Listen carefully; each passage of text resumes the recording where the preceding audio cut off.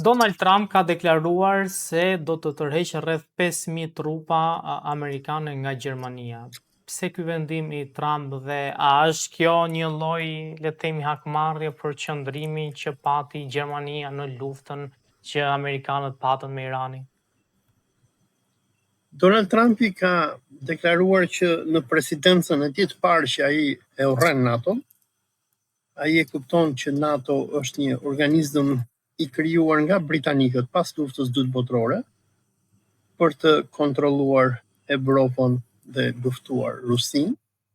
Dhe në filozofinë e Donald Trumpit, Rusia nuk është armik i rrezikshëm për amerikanët, dhe ata nuk e shohin Rusinë me të njëjtin sy që e shohin britanikët. Do të kujtojmë këtu që javën e kaluar mbreti Charles vizitoi Washingtonin, Kongresin Amerikan, Shtëpinë e Bardhë e tjerë, ku personi më i rëndësishëm i Evropës pas luftës dytë botërore, mbreti i Londrës, u apeloi amerikanëve për ndihmë në luftën kundër Rusisë dhe mbrojtjen e Ukrainës. Po me sa duket edhe personi më i fuqishëm i NATO-s dhe Evropës, që është mbreti i Londrës, nuk mori ndonjë mbështetje nga amerikanët. Tërheqja e 5.000 trupave nga Gjermania, por presidenti Donald Trump deklaroi, tha, dhe ne do të tërheqim akoma edhe të tjerë, bëhet për këto arsye. E para, amerikanët e dinë që britanikët, por edhe Gjermania po planifikojnë që të nisin luftë me Rusinë këtë vit, ndoshta apo edhe vitin tjetër. Gjermania industria gjermane po kthehet në një industri masive lufte, dhe Gjermania, ashtu sikur edhe Britania dhe vendet tjera të Evropës po përgatiten për luftë me Rusinë. Amerikanët nuk duan që të kenë punë në këtë luftë me Rusinë, dhe ky është një nga shkaqet pse po tërhiqen trupat. Shkaku i dytë që Trump e thot publikisht është që meqense NATO, Gjermania e të tjerë nuk na mbështetën neve në luftën kundër Iranit, edhe ne nuk do t'i mbrojmë më. Dhe sikur edhe kancelari gjerman Scholz njoftoi, tha, ne ishim përgatitur për këtë, dhe evropianët e dinë që amerikanët po tërhiqen nga Evropa. Fakti tjetër është që amerikanëve u nevojitën trupat për të mbrojtur Izraelin. Ngjelet për të parë se çfarë do të ndodhi në ditët në vijim, nëse amerikanët do ta zgjasin armëpushimin me Iranin dhe ndoshta do arrijnë në ndonjë marrëveshje, gjë që duket shumë e vështirë, ose nëse me urdhrin e Netanyahut do të nisin prap luftën. Çfarë tregoi lufta 40 ditore është që amerikanët vetëm nëpërmjet bombardimeve nuk e ndryshojnë dot regjimin në Iran. Qeveria islamike e Iranit është e konsoliduar për rreth liderit suprem. Pas luftës 40 ditore, iranianët janë motivuar që të luftojnë edhe më shumë se sa më herët. Iranianët vazhdojnë akoma që të prodhojnë në masë raketa dhe dronë, dhe sikur kanë deklaruar shumë komandantë të gardës revolucionare, ata janë duke pritur një luftë të dytë me amerikanët, dhe kuptohet që nëse kjo luftë e dytë do të fillojë prap, nëse Trumpi apo Netanyahu do presin butonin e do thonë do hymë në luftë prap, amerikanëve duhen sa më shumë trupa. Nëse gjatë luftës dytë botërore misioni kryesor i Amerikës në Evropë, në botë, ishte mbrojtja e Evropës kundër Bashkimit Sovjetik dhe komunizmit, sot misioni kryesor i SBA-s është mbrojtja e Izraelit përkundrejt Islamit dhe botës islamike. Ky është qëllimi kryesor i politikës amerikane sot, dhe për personat që kanë fjalimin e mbretit Charles në Kongresin Amerikan dhe krahasojnë atë me fjalimin e Benjamin Netanyahu, presidenti Charles mori vetëm një duartrokitje në fjalimin e tij, apo atë që quhet standing ovation, do të thonë kur njerëzit çohen dhe brohorasin dhe duartokrasin për ty, ndërsa kur Benjamin Netanyahu ishte në Kongresin Amerikan, ai u brohorit dhe u duartrokit 31 herë. Çfarë tregon kjo? Kjo tregon që politika amerikane sot është peng Izraelit. Ekonomia amerikane, ushtria amerikane ekziston dhe lufton për Izraelin. Ushtria qendrore amerikane, apo që njihet përndryshe CENTCOM-i amerikan, mbulon dhe ku është përqendrimi kryesor i trupave amerikane sot në botë, është në lindjen e mesme, i cili mbulon vende që nga Egjipti e deri Turqia dhe Kazakistani.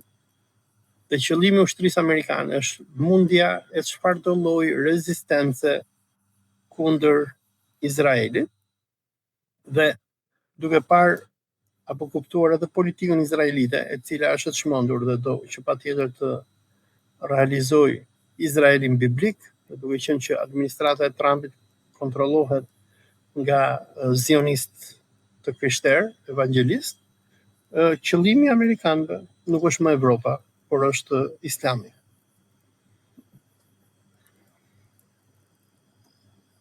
Sigurisht që ju e përmendët e cekët pak edhe vizitën e Charlesit në Amerikë.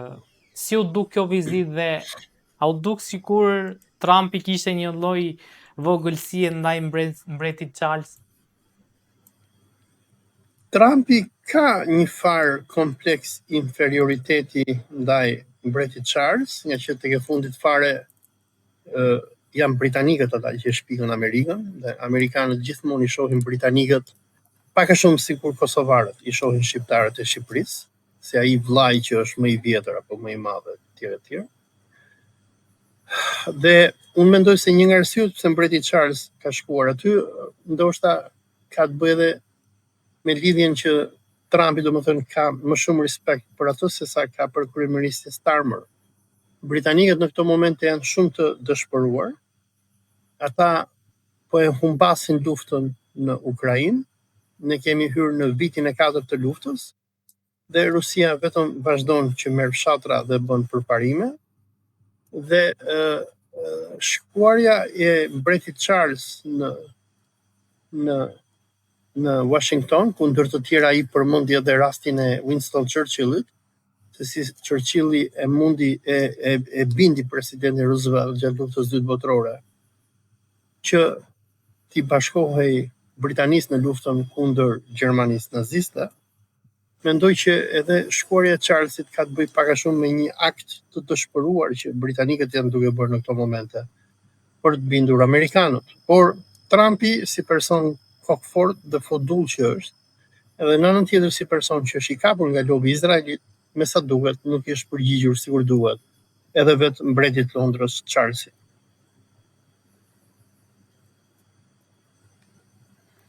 Si parashikoni fundin e kësaj lufte, pasur parasysh që, siç e theksua, që amerikanët kërkojnë një lloj marrëveshje me Iranin, por kanë në mes Izraelin?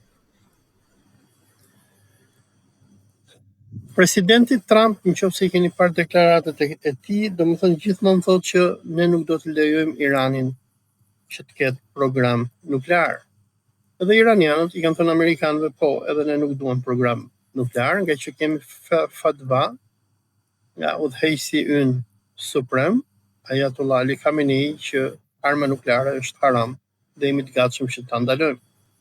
Po problemi është që problemi nuk është arma nukleare iraniane, e cila për mua është gabim nga ana iraniane. Për mua, unë po t'isha udhëheqësi suprem i Iranit, unë do kisha zhvilluar bombën, nga që vetëm bomba atomike do largonte dhe tronte amerikanët dhe izraelitët.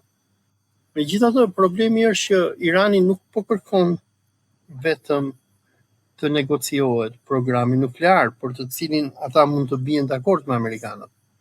Irani po kërkon dëbimin e amerikanëve nga bota e islamit, domethënë dekolonizimin e vendeve arabe nga amerikanët, po kërkon që t'i jepet fund projektit të Izraelit biblik, ku po kërkon që Izraeli të tërhiqet nga Libani dhe mos të bombardojë më Libanin, por edhe Gazën. Irani po kërkon që të kontrollojë gjirin e Hormuzit, ngushticën e Hormuzit dhe gjirin persik, gjë që nënkupton dëbimin e amerikanëve që kanë qenë aty që nga viti 1946-47. Pra është një investim amerikan prej sa viteve i bie, 60-80 vjeçar, gjë që amerikanët nuk e pranojnë dot. Dhe Irani sot po kërkon që të bëjë atë që bëri Egjipti në vitin 1956 në Gamal Abdul Nasserin, kur Egjipti nacionalizoi kanalin e Suezit, por që kishte mbështetjen e një fuqie nukleare, që ishte Bashkimi Sovjetik, dhe i detyroi britanikët, francezët, por edhe amerikanët në një farë mënyre që të respektonin sovranitetin e Egjiptit dhe të largoheshin nga kontrolli i detit. Amerikanët besojnë që ata janë ende të fuqishëm. Irani nuk ka bombë nukleare. Rusia me Kinën nuk janë të gatshëm sikur Nikita Khrushchevi në 1956 që të hynë në luftë nukleare me Amerikën dhe perëndimin për të mbrojtur Iranin. Dhe për këtë arsye, presidenti Trump nuk i pranon kushtet iraniane. Tani ngelet për të parë se si do shkojnë, domethënë, a do kemi ndonjë marrëveshje apo jo, dhe kush do të jetë pala e parë që do të dorëzohet. Iranianët me përdorimin masiv që po i bëjnë porteve pakistaneze, me tregtinë që ata bëjnë me Turqinë, me Rusinë, me vendet fqinje, Azerbajxhanin që e kanë tregti toksore, ata ndihen të sigurt dhe të fuqishëm dhe janë të gatshëm që ta vazhdojnë mbylljen e kanalit të Hormuzit deri në nëntor, kur ne kemi zgjedhjet në SBA. Ngjelet për të parë se çfarë do bëjë presidenti Trump. A do tërhiqet? Edhe sa kohë mund ta mbajnë amerikanët flotën në gjirin e Omanit, pasi duhet kuptojmë që mbajtja e flotës është shumë e kushtueshme. Sipas shumë politikanëve amerikanë, besohet që në këto 60 ditë luftë amerikanët kanë shpenzuar rreth $50 miliardë, edhe pse ministri i luftës Pete Hegseth deklaroi që ata kanë harxuar deri në këtë moment rreth $25 miliardë. Sado që të harxohen, këto janë fonde masive të cilat dëmtojnë ekonominë amerikane. Dhe presidenti Trump e di këtë gjë shumë mirë. Po ngjelet për të parë se çfarë do të ndodhi në të ardhmen. Dhe unë besoj që personi më i rëndësishëm në të gjithë këtë lojë apo luftë të madhe gjeopolitike është Benjamin Netanyahu, i cili, sikur tregoi edhe në luftën 40 ditore, por edhe në luftën 12 ditore me Iranin, është gjithmonë Izraeli që nis sulmet dhe amerikanët e ndjekin nga pas.